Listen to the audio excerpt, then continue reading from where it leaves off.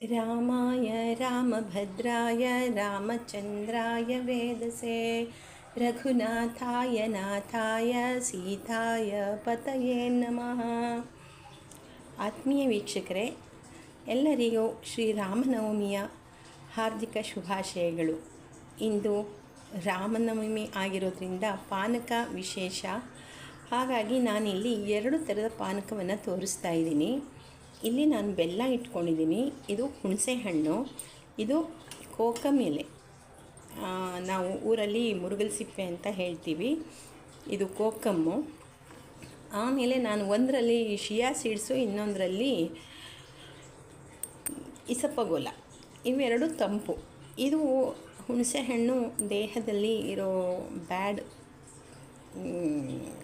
ನೀರು, ಅಂದರೆ ಕೆಟ್ಟ ನೀರನ್ನು ತೆಗೆಯುತ್ತೆ. ಒಮ್ಮೊಮ್ಮೆ ನಮಗೆ ಮೈಯೆಲ್ಲ ಭಾರ ಆದಂಗಿರುತ್ತಲ್ಲ ಅದು. ಆಮೇಲೆ ಪಿತ್ತ ಆಗುತ್ತೆ. ಪಿತ್ತ ಅಂದರೆ ಒಂದೊಂದು ಸಲ ತಲೆ ಚಕ್ರ ಬರೋದು, ಹುಳಿ ತೇಗು, ವಾಂತಿ ಎಲ್ಲ ಆಗುತ್ತಲ್ವ, ಅದನ್ನೆಲ್ಲ ಶಮನ ಮಾಡುತ್ತೆ ಇವೆರಡೂ ಕೂಡ. ಹಾಗಾಗಿ ನಾನು ಇವೆರಡು ಇಟ್ಕೊಂಡಿದ್ದೀನಿ. ಒಂದೊಂದಾಗಿ ನಾವು ಮಾಡೋಣ. ಮೊದಲನೇದಾಗಿ ನಾನು ಹುಣಸೆ ಹಣ್ಣು ಪಾನಕ ಮಾಡ್ತಾಯಿದ್ದೀನಿ. ಅದಕ್ಕೆ ಸಾಕಾಗುವಷ್ಟು ಬೆಲ್ಲ ಹಾಕ್ಕೋಬೇಕು.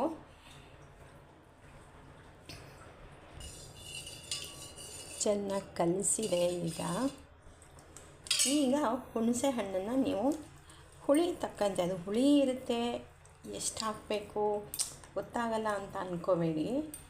ಚೆನ್ನಾಗಿ ಕಿವುಚ್ಕೊಂಡು ಇದಕ್ಕೆ 1 ಸ್ಪೂನಷ್ಟು ಅಥವಾ 1.5 ಸ್ಪೂನಷ್ಟು ಗಟ್ಟಿ ರಸ ಹಾಕಿದ್ರೆ ಸಾಕಾಗುತ್ತೆ.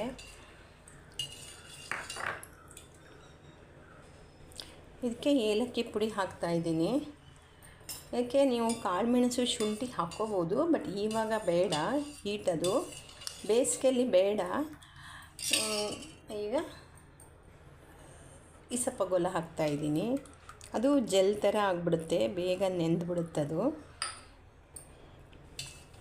ದೇಹಕ್ಕೆ ತಂಪು, ಒಳ್ಳೆಯದು.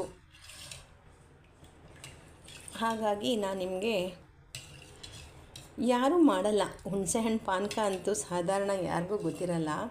ಹುಣಸೆಹಣ್ಣು ಬೆಲ್ಲದಲ್ಲಿ ಕಬ್ಬಿಣದ ಅಂಶ ಇರುತ್ತೆ, ರಂಜಕ ಇರುತ್ತೆ. ಇದು ಒಳ್ಳೆಯದು. ಅದು ಸುಸ್ತಾದಾಗ 1 ತುಂಡು ಬೆಲ್ಲ ಬಾಯಿಗೆ ಹಾಕ್ಕೊಂಡ್ರು ಸಾಕು, ಎಷ್ಟು ಚೆನ್ನಾಗಿರುತ್ತೆ.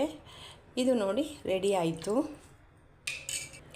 ಈಗ ಕೋಕಮ್ ಪಾನಕ ಮಾಡೋಣ. ಕೋಕಮ್ನ ನಾನು ಬಿಸಿನೀರಲ್ಲಿ ನೆನೆ ಹಾಕಿದ್ದೆ 1-2 ಅವರ್ಸು.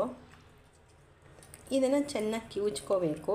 ಕಿವುಚ್ಕೊಂಡ್ರೆ ನಿಮಗೆ ಅದು ಈ ಥರ ಕಲರ್, ರೆಡ್ ಕಲರಲ್ಲಿ ಸಿಕ್ಕುತ್ತೆ ರಸ.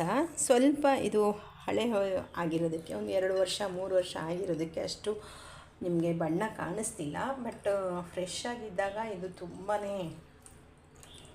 ಚೆನ್ನಾಗಿ ಬಣ್ಣ ಬರುತ್ತೆ. ಇದು ಹುಳಿ ಇರೋದ್ರಿಂದ ನಿಮಗೆ ಇದಕ್ಕೆ ಹುಣಸೆಹಣ್ಣು, ಲಿಂಬೆಹಣ್ಣು ಏನೂ ಬೇಕಾಗಲ್ಲ. ಬೇಕಾದರೆ ನೀವು ಈಗ ಕಸ ಬರೋದು ಬೇಡ ಅಂದರೆ ಸೋಸ್ಕೋಬೋದು, ತೊಂದರೆ ಇಲ್ಲ. ಇದು ಹೊಟ್ಟೆಗೆ ಹೋದರೆ. ಇದಕ್ಕೂ ಅಷ್ಟೇ, ನಾನು ಒಂದು ಸ್ವಲ್ಪ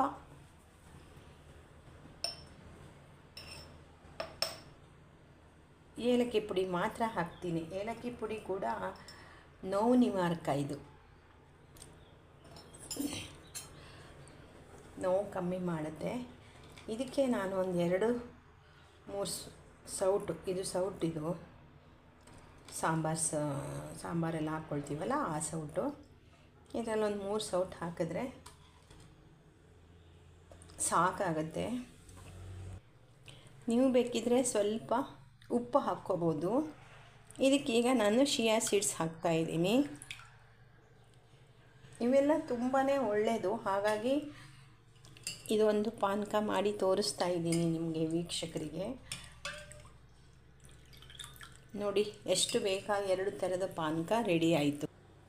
ನೋಡಿದ್ರಲ್ಲ ವೀಕ್ಷಕರೇ, ಸುಲಭವಾಗಿ ಕಡಿಮೆ ಸಾಮಗ್ರಿಗಳು ಬಳಸಿ ಒಂದು ಒಳ್ಳೆಯ ಆಹಾರ, ಒಂದು ಹೆಲ್ದಿ ಡ್ರಿಂಕ್ಸ್ ಮಾಡೋದು ಹೇಳ್ಕೊಟ್ಟಿದ್ದೀನಿ. ತುಂಬ ಸುಸ್ತಾದಾಗ, ಅದರಲ್ಲೂ ಈ ಬೇಸಿಗೆಯಲ್ಲಿ ಸುಸ್ತಾಗ್ತಾನೆ ಇರುತ್ತೆ, ಈ ಥರ ಪಾನಕಗಳನ್ನು ಮಾಡಿಕೊಂಡು ಕುಡಿದ್ರೆ, ನೀವು ಜ್ಯೂಸ್ ಅಂತೀರಾ, ಶರ್ಬತ್ ಅಂತೀರಾ, ಏನು ಹೇಳಿ, ಬಟ್ ಇದನ್ನು ಮಾಡಿ ಕುಡಿದ್ರೆ ಆರೋಗ್ಯನೂ ಚೆನ್ನಾಗಿರುತ್ತೆ, ನಾವು ತಂಪಾಗಿ ಇರಬಹುದು. ಇಷ್ಟೊತ್ತು ನನ್ನ ವಿಡಿಯೋ ನೋಡಿದ್ದಕ್ಕೆ ನಿಮಗೆಲ್ಲರಿಗೂ ಧನ್ಯವಾದಗಳು. ಹಾಗೆ ಇನ್ನೊಮ್ಮೆ ರಾಮನವಮಿಯ ಹಾರ್ದಿಕ ಶುಭಾಶಯಗಳು.